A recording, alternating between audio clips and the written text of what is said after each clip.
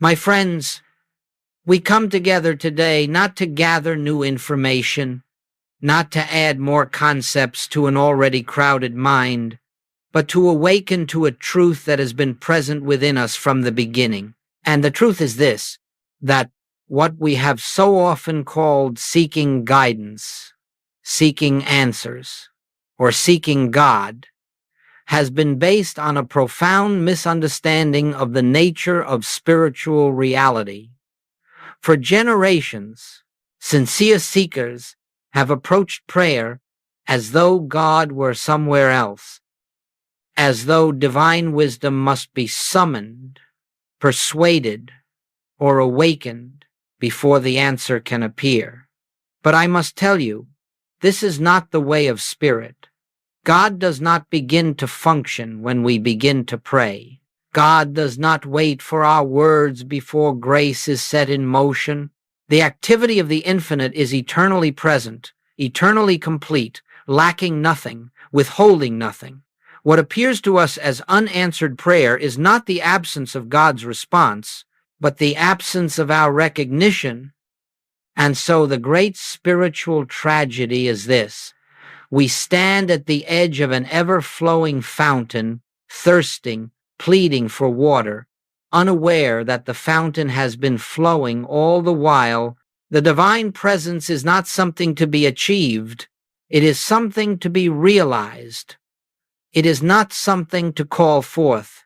It is something to awaken to.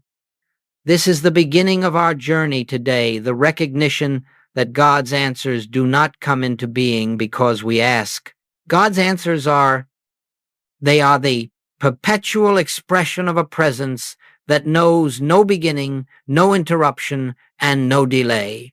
Therefore, the purpose of spiritual practice is not to bring God into the situation, but to bring our consciousness into alignment with what God already is. And if you can grasp even a trace of this idea that divine fullness exists here and now, you will begin to feel the soft dissolving of fear, the melting away of anxious effort, the loosening of that inner tension that so often accompanies religious striving. We are not here to try to make something happen. We are here to discover what has never ceased happening. And so let us proceed gently, quietly, into the heart of this teaching, that we may come to see for ourselves the profound reality of the divine. Already the truth that God's presence, God's guidance, and God's answer are forever established, awaiting only the stillness in which we recognize them.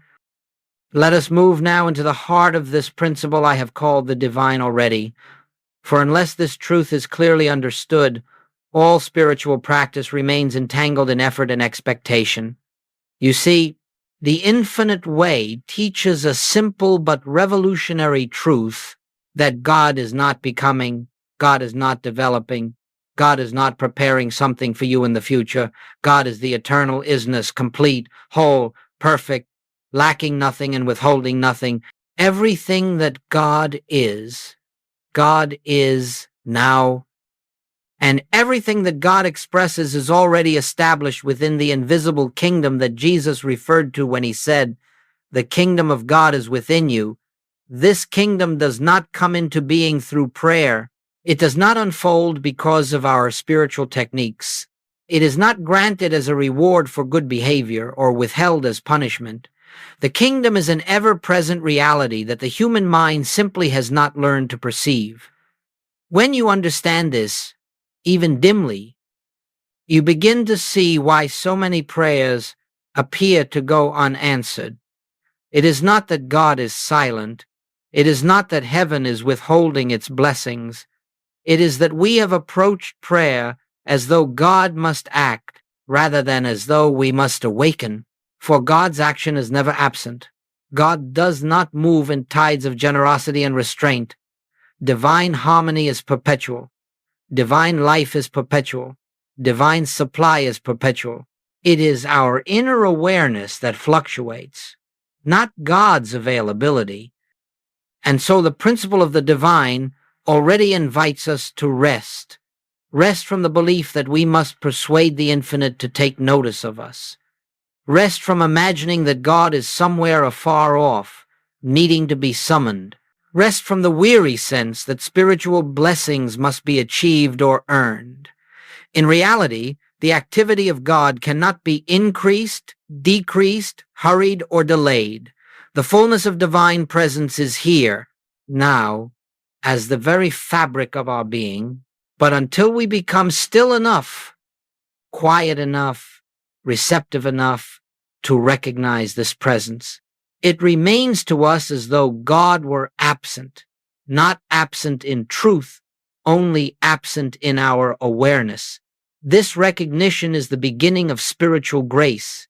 It is the dawning of a new way of living, where prayer is no longer a pleading for something to happen, but a resting in what eternally is.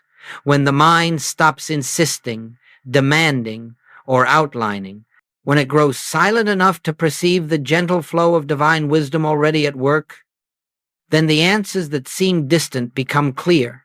The guidance that felt hidden becomes unmistakable, and the harmony we believed we must create reveals itself as already established within us. This is the divine, already the truth that God's fullness exists before, during, and after every prayer, requiring only our recognition to become visible in our experience.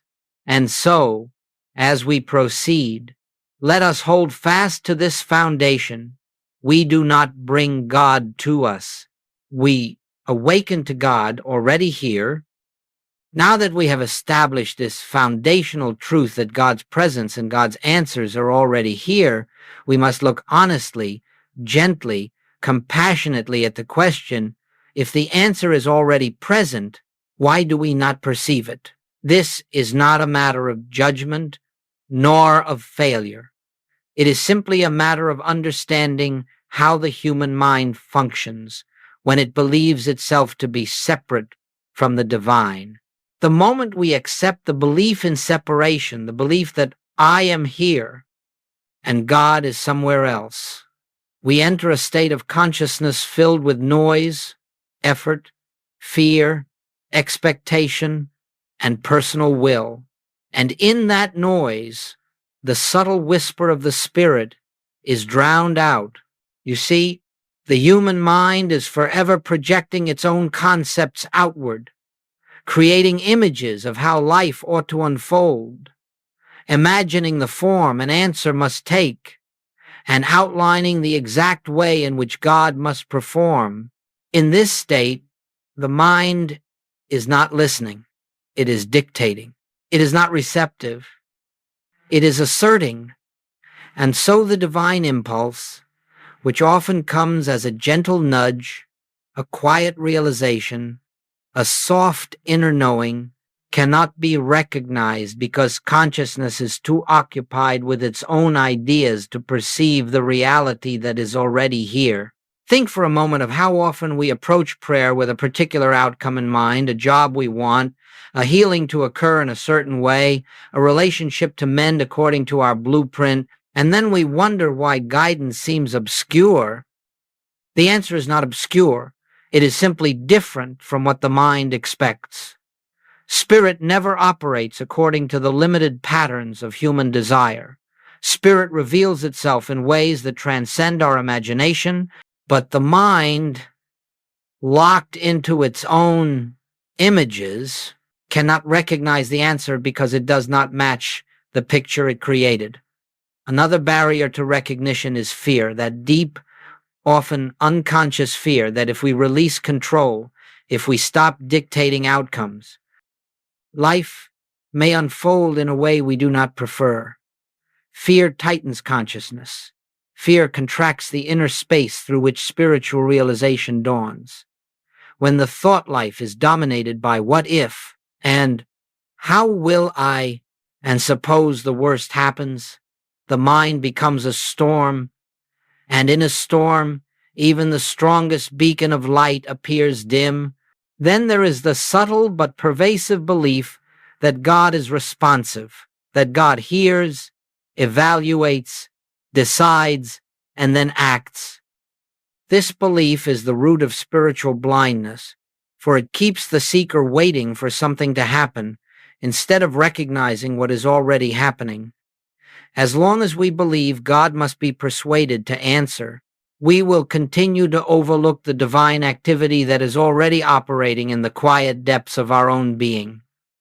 And so it is not that God's answer is missing. It is that we are not yet still enough, quiet enough, surrendered enough to perceive it. The Infinite Way teaches that divine guidance is always present, always flowing, always available, but it can be perceived only by the receptive consciousness, the consciousness that has released its personal agenda and stands open, like an uncluttered field, waiting not for something new to be created, but for the ever-present to be revealed. If we can understand this, that the barrier lies not in God's silence, but in our inner noise, then we begin to approach spiritual practice from a higher standpoint. We no longer cry out into the void, we become listeners. We no longer demand answers. We become receptive to the wisdom already moving in us. We no longer attempt to direct spirit. We yield to the divine impulse that is forever seeking to express itself through us. This is why the answers of God so often seem invisible, not because they are absent, but because we are still looking outward when the answer lives within. Let us now turn to this word stillness, for it is the doorway through which all spiritual recognition enters, and yet stillness is so deeply misunderstood that seekers often attempt to cultivate it through effort, strain, or techniques that only increase the very mental activity they hope to quiet. Stillness, in the spiritual sense, is not the absence of sound. It is not the attempt to empty the mind.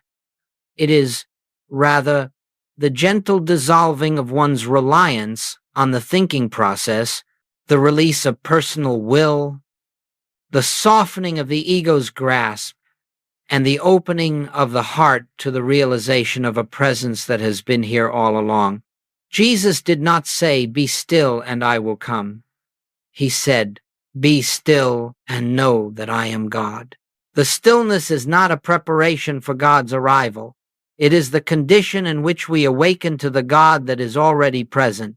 The divine presence whispers continually, but it can be heard only when the mind has ceased insisting, ceased fearing, ceased outlining, ceased reaching outward. In that moment of inner quiet, however brief, something becomes perceptible, a subtle assurance, a gentle warmth, a sense of safety that does not arise from human reasoning. This is the first movement of recognition. Stillness is not an achievement. It is a surrender.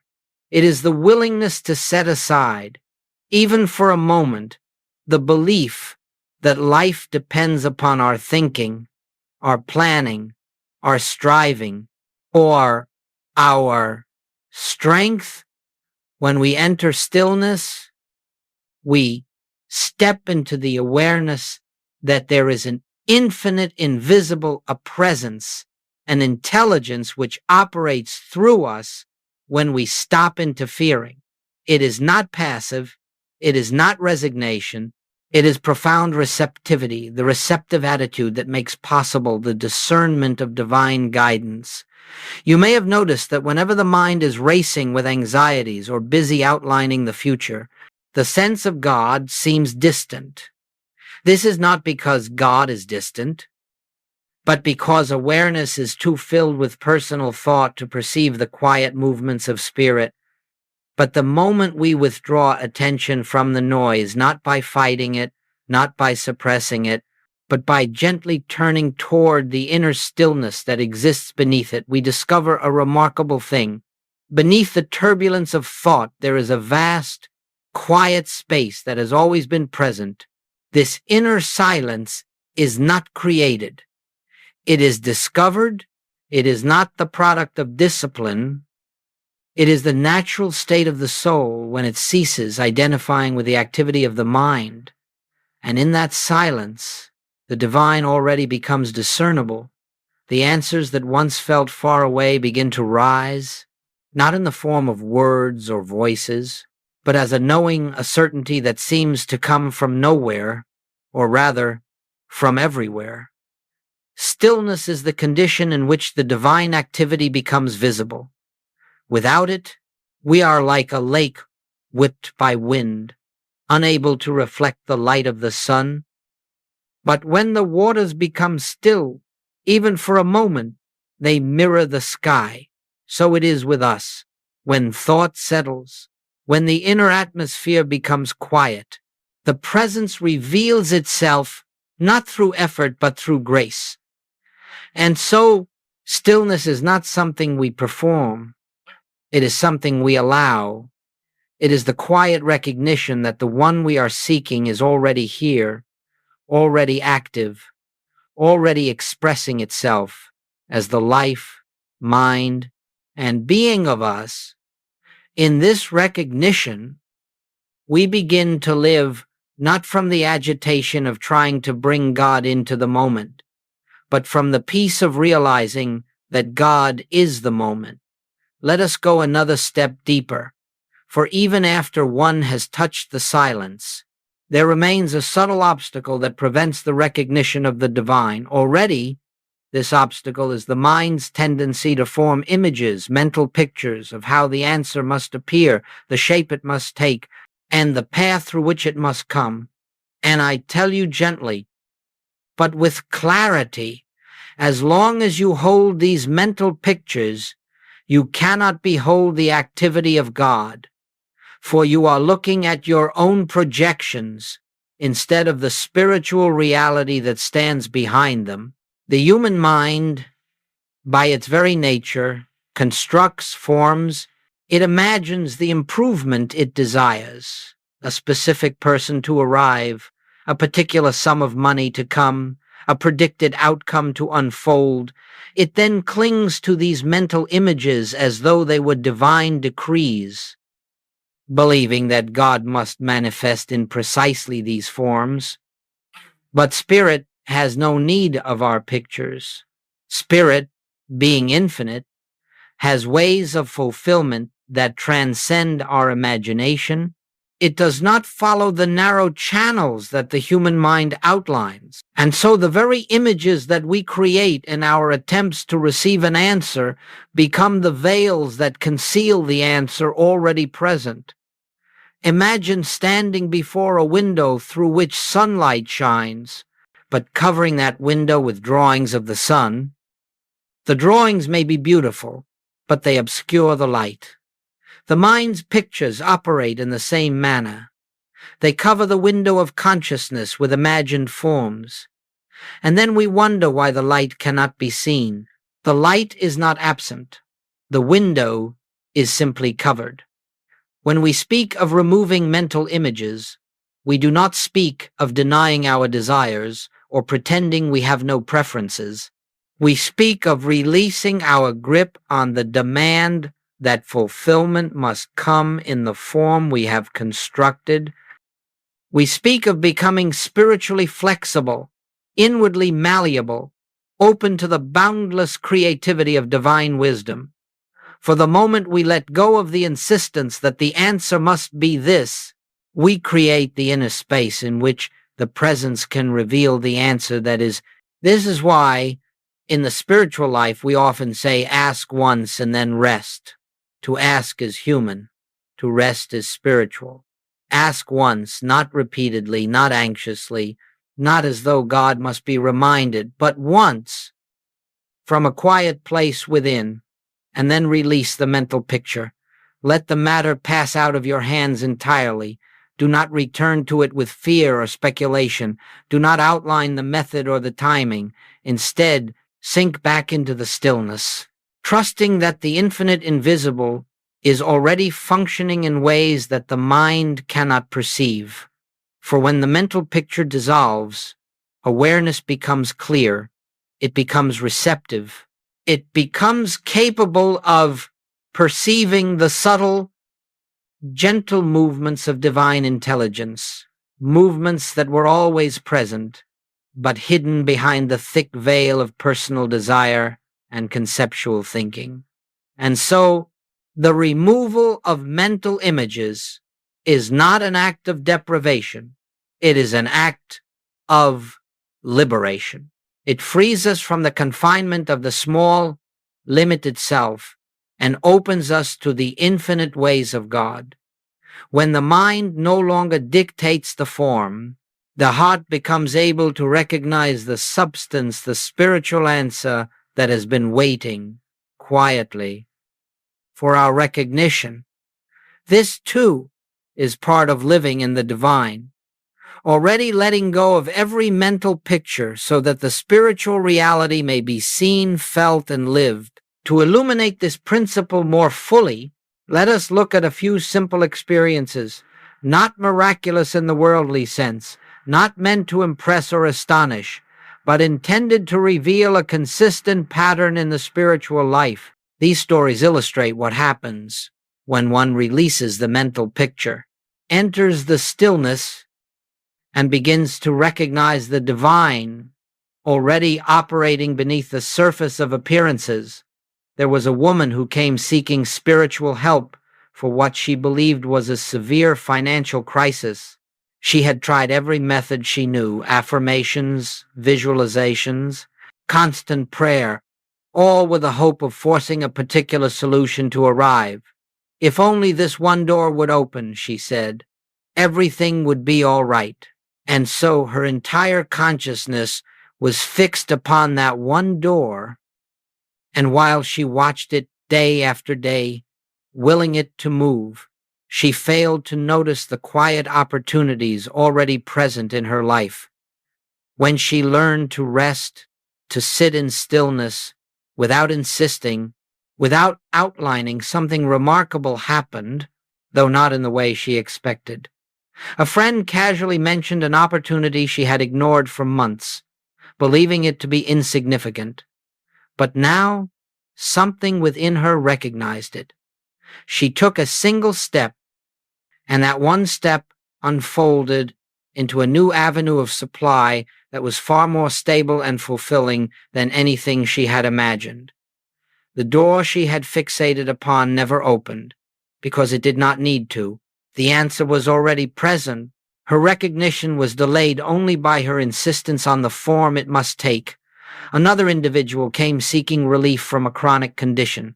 For years he had prayed for healing, yet always from the standpoint of fear that the condition would worsen, fear that his prayer might not be answered. He lived in a constant state of anticipation, waiting for God to do something, to change something, to intervene. When he was introduced to the principle of resting in the divine already, he began to approach his practice differently. Instead of pleading for the body to improve, he began sitting each day in quiet acknowledgement. God is the life of me now. There is no distance between the life of God and the life I am living. He was not praying for healing. He was recognizing wholeness. Over time, a subtle shift occurred. His fear dissolved first, not the condition, but the fear. Then gradually, almost imperceptibly, the symptoms began to lessen. They did not vanish overnight, but his awareness changed. He no longer lived as one fighting a condition. He lived as one sustained by a presence that had always been there, and the healing unfolded in the rhythm of grace. A third example, a woman yearning for harmony in her relationships. For years she had prayed for certain people to change, for circumstances to adjust, for others to understand her better. Her attention was fixed outward on behavior, on personalities, on situations. When she learned that her task was not to change others but to realize the divine love already functioning within her own consciousness, everything shifted. She began to sit in quiet recognition. Love is the nature of my being. I need not create love, nor seek it. It is already the fabric of what I am. Without any deliberate effort to influence others, her relationships began to transform. Conversations softened, tensions dissolved, new connections formed, and she realized with quiet awe that harmony had always been present. It was her fear and her effort that had obscured it. In each of these examples, the divine activity was not created, it was recognized. The answer was already present. The only thing missing was the awareness of it. Once stillness was entered, once the mental picture dissolved, once the sense of separation faded, recognition came. And with recognition, the outward experience aligned with the inner truth. These stories are not exceptional. They are not the experiences of unusually gifted individuals. They are simply illustrations of what occurs whenever consciousness relaxes its grip on the human picture and opens to the infinite invisible. They reveal a universal truth.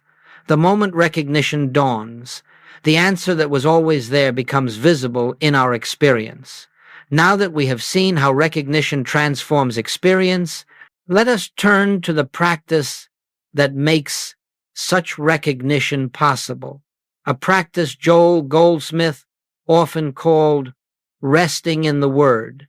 This is not a technique, it is not a formula, it is rather a way of entering into the awareness of God's presence without strain, without demand, without expectation. It is a quiet abiding in spiritual truth until that truth becomes more real to us than the appearances of the senses. When we speak of the Word, we refer not to a phrase repeated mechanically, nor to an affirmation designed to persuade God. We speak of a spiritual principle, a statement of truth that reveals the nature of God and, therefore, the nature of our own being. Something as simple as, I and the Father are one, or God is the life of me, or where I am, God is. These statements are not meant to change God. They are meant to quiet the mind long enough for us to perceive what is already true. And so the practice of resting in the Word begins with selecting one spiritual truth that speaks to the need of the moment. Not a truth that promises a specific outcome, but a truth that dissolves the belief in separation. Let us say, for example, that you are facing confusion, uncertainty, or a sense of being directionless. The human mind wants to force clarity, to demand answers, to plan and anticipate. Instead, you sit quietly and bring into your awareness the truth. Infinite intelligence is here. Not will be, not might be is here.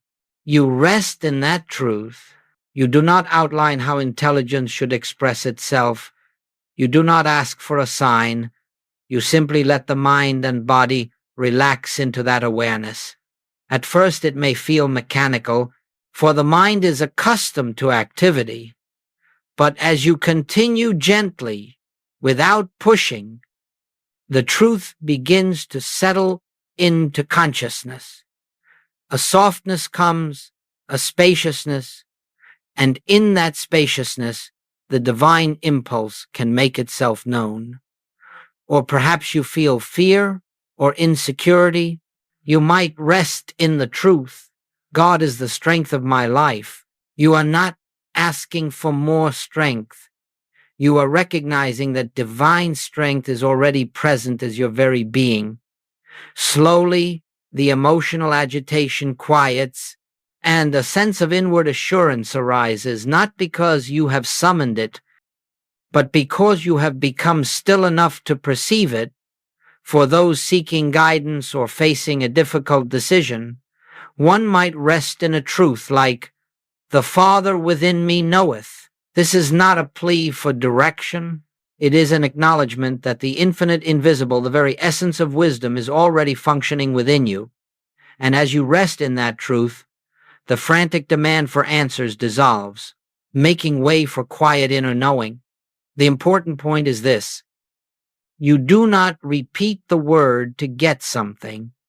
You rest in the word to become aware of what already is. This is why Goldsmith taught that the word should never be forced. If you find the mind wandering, you gently return to the truth.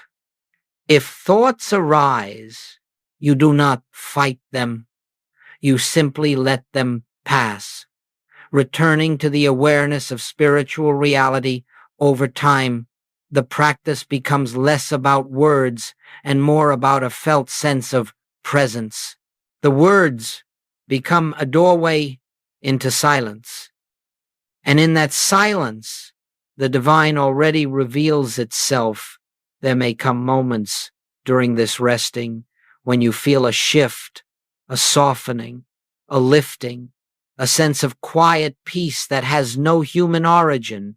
That peace is not the result of your effort. It is the sign that you have touched, even briefly, the living presence that is always active, always available, always expressing itself in and through you. And so the practice of resting in the Word is simply this: to rest in truth long enough for the truth to become real, to abide quietly until the spiritual fact shines through, to be still, not that God may enter, but that you may perceive the God who has never left. Let us now move into the living of this truth, for spiritual understanding must ultimately become spiritual life. It is one thing to glimpse, in moments of quiet contemplation, the reality of the divine already. It is another to allow this realization to shape the way we walk through the world. And so we come to a great transition in consciousness, the shift from petition to recognition, from striving to resting, from seeking God's action to trusting God's presence. Most of our human experience is built upon the belief that we, as separate individuals, must constantly appeal to a power outside ourselves for help, for direction, for healing, for supply. Petition assumes lack. It assumes distance. It assumes a God who must be awakened or persuaded, but recognition assumes something altogether different. Recognition assumes that the fullness of God is already present, that the activity of spirit is already unfolding, and that our role is not to summon it but to become aware of it. In the beginning of spiritual awakening, one may still find oneself slipping into petition, for it is familiar, but gradually, as one rests more deeply in the Word, there comes a moment when you sense, not intellectually, but spiritually, that there is nothing to ask for, not because you have grown indifferent, but because you perceive that the very presence within you is the source of every possible answer. Consider how your decisions change when you live from recognition. You no longer strain to choose correctly, for you realize that the wisdom of God is already functioning as the mind that you are. Guidance becomes intuitive. It comes as a quiet nudge, a gentle knowing, a sense of rightness that arises without reasoning. You have not asked for direction. You have recognized the presence that directs. Consider how your relationships change. Instead of asking God to heal, to fix, to soften others, you begin to recognize the divine love already expressing itself at the center of every being. You no longer approach others with the expectation that they must change to give you peace. You recognize that peace is already within, and as this peace becomes real to you, it radiates outward, transforming relationships without effort. Consider how your sense of supply changes. You no longer pray anxiously for needs to be met. You no longer outline sources or cling to specific outcomes. Instead, you recognize that infinite supply, not material wealth, But the spiritual substance behind all form is already present as the activity of your consciousness. Opportunities appear, doors open, resources flow, not because you have asked, but because you have aligned with the truth of spiritual abundance. Living from recognition also changes how you face challenges. Fear dissolves, not because circumstances become easier, but because you no longer face them as a separate self. You recognize the presence that goes before you, the presence that is in the midst of every situation. Instead of rushing into action, you pause not to beg for help, but to acknowledge the divine activity already taking place. And in that pause, the situation begins to reveal harmony where the human mind saw only discord. This, my friends, is the great shift in spiritual life. Prayer becomes not a cry for God to act, but a quiet awareness that God is acting. Meditation becomes not a plea for clarity, but a resting in the intelligence already present. Life becomes not a struggle to make things happen, but a willingness to follow the gentle guidance of the presence that leads without effort. And so the spiritual path becomes simpler, gentler, more graceful.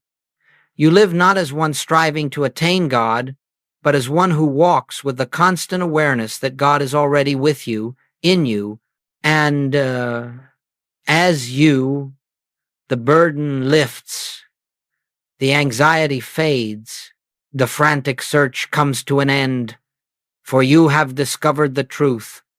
All that I seek, I already am. All that I need is already given. All that I desire is already present in the invisible within me. This is living from recognition. This is living by grace. And grace is nothing more than the divine, already made visible through your awareness. As we come to the close of this time together, let us gather into a single, quiet awareness, everything we have touched, everything we have recognized, everything that has stirred within us. If there is one truth I would have you carry from this moment into the moments that follow, it is this: God has never been absent from your experience. Not for a breath, not for a heartbeat, not for a single instant of your existence. The divine already, the fullness of God's presence, wisdom, love, and activity has been the very ground upon which you have walked, even when you did not know it. Nothing must be added to God. Nothing can be taken from God. And nothing you do or fail to do can interrupt the eternal activity of the infinite. Your task, if we may call it a task at all, is simply to remember again and again that the answer is not something to be brought forth by the force of your prayers, nor by the intensity of your desire, nor by the complexity of your spiritual practices. The answer is something you awaken to, realize, recognize, allow. In the quiet moments of your day, those small spaces between activities, those gentle pauses before speech, those silent intervals when the world is not tugging at your attention, turn inward and acknowledge the presence, not with words, unless the words help lead you to silence, not with ritual, unless the ritual leads you to peace, but with a simple recognition: where I am, God is. The activity of God is the activity of my being. I rest in what already is. If you make this recognition a living part of your day, a quiet companion you carry into every experience, the nature of your life will begin to shift. You will discover that guidance appears before you ask for it, that harmony unfolds without your effort, that supply flows without anxiety, that relationships soften in the light of love you did not generate but discovered. You will see, perhaps not suddenly, perhaps not dramatically, but steadily, gently, that the world you once struggled to change is responding to a new consciousness within you. a consciousness that is no longer pleading with God, no longer waiting for God, but abiding in God, for the divine already is not an idea, it is not a technique, it is the truth of your being. And as this truth becomes real to you, as it becomes the atmosphere in which you live, you will find life taking on a rhythm of grace, not because God has changed, but because you have awakened. So let us close, not with a plea, but with a quiet knowing, not with a request, but with an acknowledgement, not with a reaching out, but with a resting within. Father, I thank thee that thou art ever present, ever active, ever expressing thyself as the life that I am. I need not seek thee. I need only recognize thee. Carry this awareness with you as you rise from this moment into the next. Let it go before you and within you. Let it soften your fears, guide your choices, and illumine your path. And may you come to see with increasing clarity that the stillness you seek, the wisdom you desire, the answer you long for, has always been here, waiting only for your recognition,